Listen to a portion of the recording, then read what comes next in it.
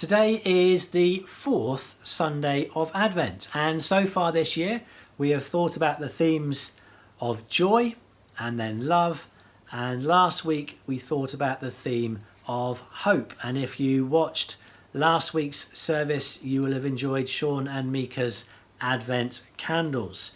Today our Advent theme is peace, and Bob is going to read a few verses from Isaiah. The reading is taken from Isaiah chapter 9, verses 2, 6 and 7. The people walking in darkness have seen a great light. On those living in the land of the shadow of death, a light has dawned. For unto us a child is born, to us a son is given, and the government will be on his shoulders. And he will be called Wonderful Counselor, Mighty God, Everlasting Father, Prince of Peace. Of the increase of his government and peace there will be no end. He will reign on David's throne and over his kingdom, establishing and upholding it with justice and righteousness from that time on and forever. The zeal of the Lord will accomplish this. Thank you, Bob. One of the names that was given to Jesus in that reading we've just heard was the Prince of Peace.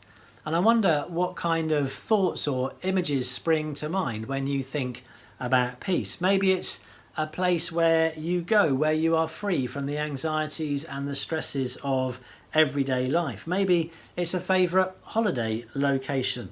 Maybe it's being with particular people that brings you peace. But if we were to imagine ourselves into that first Christmas story, I wonder how much peace we would come across. Every time an angel pops up, the first thing that he has to say is, "Do not be afraid." Mary and Joseph were about to receive news that would turn their world upside down. They had to leave their home and go to Bethlehem to register. And as the time got closer and closer for the baby to be born, Joseph was desperately searching for somewhere where they could stay, being turned away at every opportunity. Then there was the distress that was caused by Herod's actions.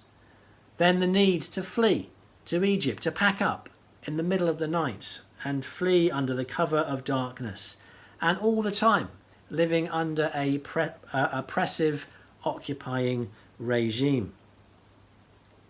Now, the peace that Jesus offers us at Christmas isn't an escape from the pressures or the worries or the anxieties of life. Rather, the peace that Jesus offers comes from knowing that he is with us in those situations. A peace that comes from knowing there is a bigger story, a bigger picture, that God is in control, that he is working out his plans and his purposes, and we are in his hands, even when it doesn't look like it. So let's think about the peace that Jesus offers as we light our fourth Advent candle.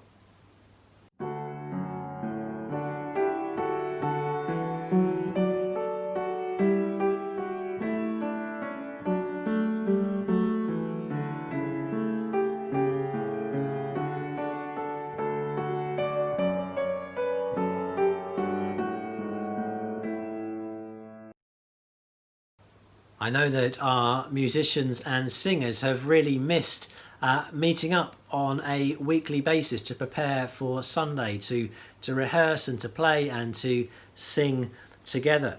And whilst we have enjoyed some very talented musicians thanks to YouTube over the last 9 months, it's not been the same as having our own musicians and singers in person leading us in worship.